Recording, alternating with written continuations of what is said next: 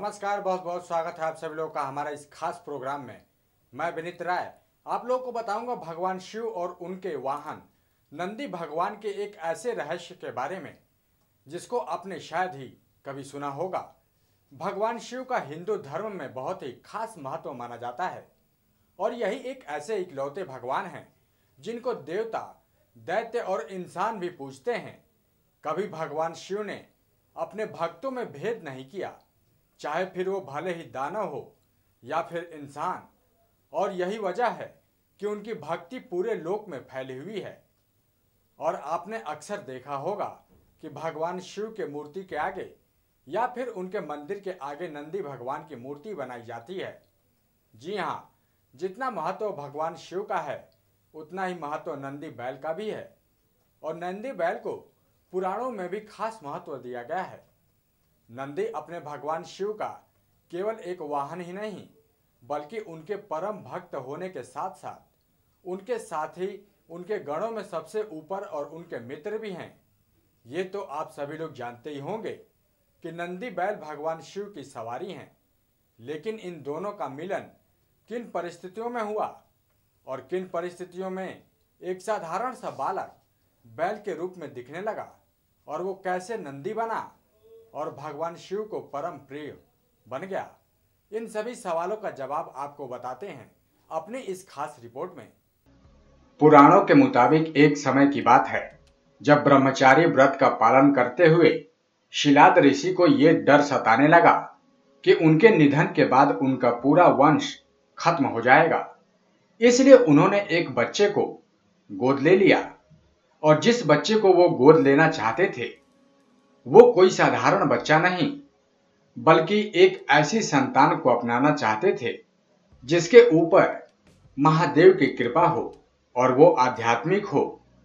इसी को पूरा करने के लिए शिलाद ऋषि ने भगवान शिव की आराधना की। तब शिलाद ऋषि की कठोर तपस्या से खुश होकर भगवान शिव ने खुद उनको दर्शन भी दिए और उनसे वरदान मांगने को कहा। तब वरदान में ऋषि ने अपने पुत्र पाने की कामना को भगवान शिव से बताया। तब महादेव ने उनसे कहा कि तुमको जल्द ही पुत्र रत्न की प्राप्ति होगी और इतना कहकर ही भगवान शिव अंतर ध्यान हो गए। जब शिलाद ऋषि खुशी खुशी घर पहुंचे तो वो ये सोचने लगे कि अब उनको एक अच्छी संतान की प्राप्ति होगी।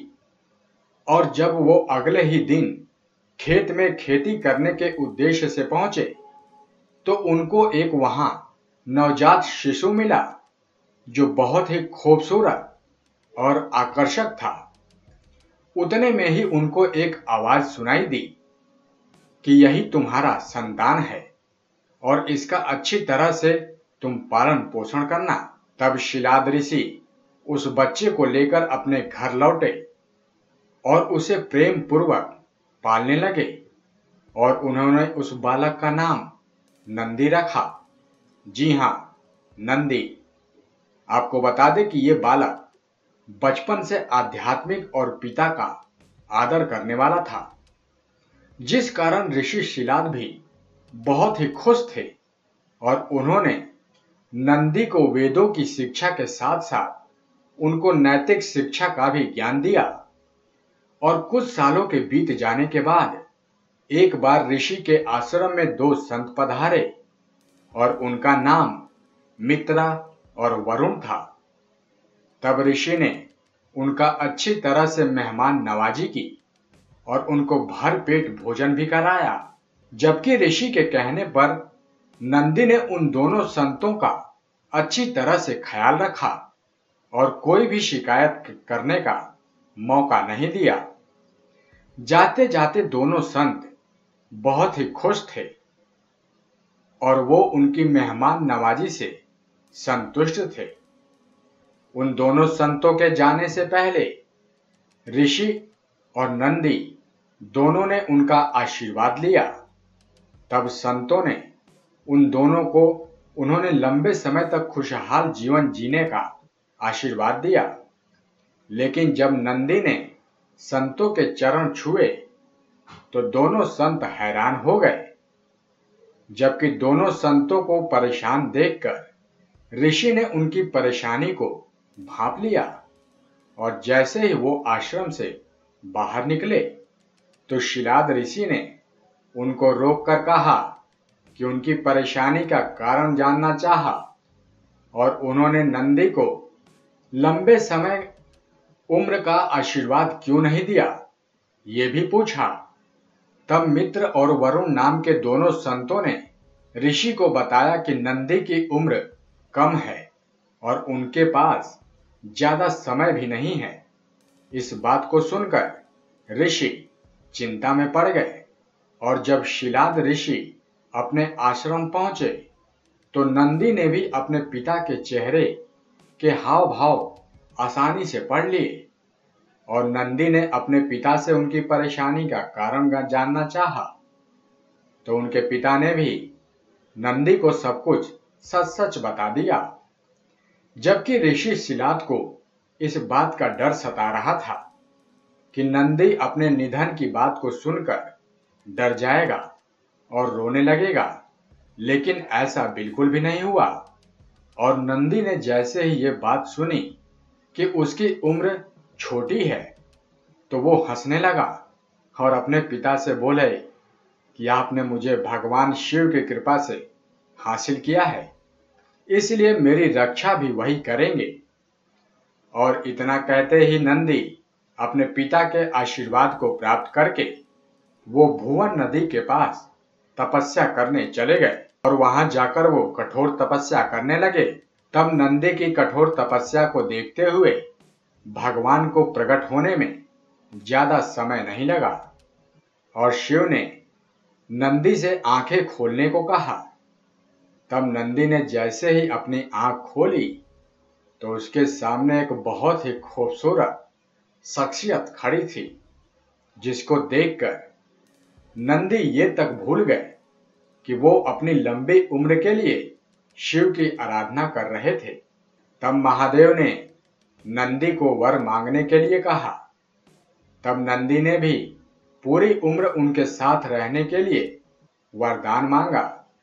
तब नंदी के इस समर्पण को देखकर भगवान शिव बहुत ही खुश हुए और उन्होंने नंदी को पहले तो गले लगाया और उनको अपना बैल का रूप देकर उनको अपना वाहन, अपना दोस्त और अपने सबसे प्रिय गण के रूप में स्वीकार लिया। ऐसा करके नंदी ने न सिर्फ अपनी नियति को बदली बल्कि खुद अपनी नियति को अपने हाथों से लिखा भी। आपको बता दें कि भगवान शिव को नंदी पाने के बाद असुरों और देवताओं में जब समुद्र मंथन हुआ तब इस मंथन से सबसे पहले हलाहल नाम का विष निकला, जिसकी एक बूंद पूरी धरती का सर्वनाश कर सकती थी। जबकि इस घातक विष का दुरुपयोग ना हो इसलिए भगवान शिव ने इसे पान कर लिया, मतलब इसको पी लिया। जबकि ये विष इतना घातक था कि वो भगवान शिव के लिए भी घातक हो सकता था। इसलिए माता पार्वती ने इस विष को महादेव के गले में ही रोक दिया। फिर भी इस विष की कुछ बूंदें धरती पर गिर गई थी, जिसको नंदी ने खुद अपनी जीभ से चाटकर साफ किया था।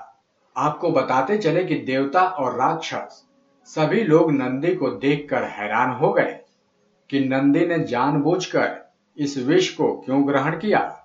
और जब इसी बात को सब सोच ही रहे थे कि शिव तो भगवान हैं और उनके साथ पार्वती भी हैं, लेकिन नंदी क्यों?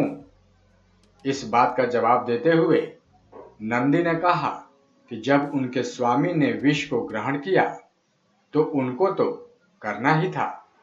तब भगवान शिव नंदी का ये समर्पण भाव देख और भी खुश हुए और कहा कि नंदी, मेरे सबसे बड़े भक्त हो तुम, इसलिए मेरी सभी ताकतें भी तुम्हारी हैं और अगर पार्वती की सुरक्षा मेरे साथ है तो वो उनके साथ नंदी भी है। और इस घटना के बाद शिव और नंदी का साथ और भी अधिक मजबूत हो गया। शिव और नंदी के बीच इसी संबंध की वजह से भगवान शिव की मूर्ति के साथ नंदी की मूर्ति को भी स्थापित की जाती है और ऐसा माना जाता है कि शिव तो हमेशा ध्यान में लीन होते हैं और वो हमेशा समाधि में रहते हैं, इसलिए उनके भक्तों की आवाज उन तक नंदी ही पहुंचाते हैं। और यही वजह भी है जिससे लोग नंदी की कान में अपनी मनोकामना को बोलते हैं, ताकि नंदी के कान में कही गई प्रार्थना नंदी के स्वामी की प्रार्थना बन जाती है और वो शिव को इसे पूरा करने के लिए कहते हैं। नंदी की प्रार्थना शिव कभी भी अनसुनी नहीं करते हैं और जल्दी से जल्दी उसको पूरी भी करते हैं। तो अभी देखा आपने कि किस तरह से एक युवक नंदी बैल बन जाता है और भगवान शिव उसको अपना वाहन बना लेते हैं। यहाँ तक कि नंदी बैल भगवान शिव का सबसे प्रिय भी है और भगवान शिव के प्रिय गणों में से नंदी बहुत ही मायने रखता है। नंदी को भगवान शिव ने अपनी सवारी के रूप में चुना, जबकि ऐसा खास अवसर किसी और को नहीं मिला है। और किसी भी मंदिर में शिव से पहले नंदी भगवान की आराधना की जाती है और इनको फूल माला भी चढ़ाया जाता है। तो दोस्तों, अगर आप भी भगवान शिव को खुश करना चाहते हैं तो सबसे पहले उनके प्रिय नंदी भगवान को खुश कीजिए। भगवान शिव खुद आपके ऊपर कृपा करेंगे। तो आज के लिए इस प्रोग्राम में बस इतना ही। हम फिर हाजिर होंगे अपनी अगली पेशकश के साथ। तब तक के लिए देखते रहिए नेक्स्ट 9 स्पिरिचुअल। नमस्कार।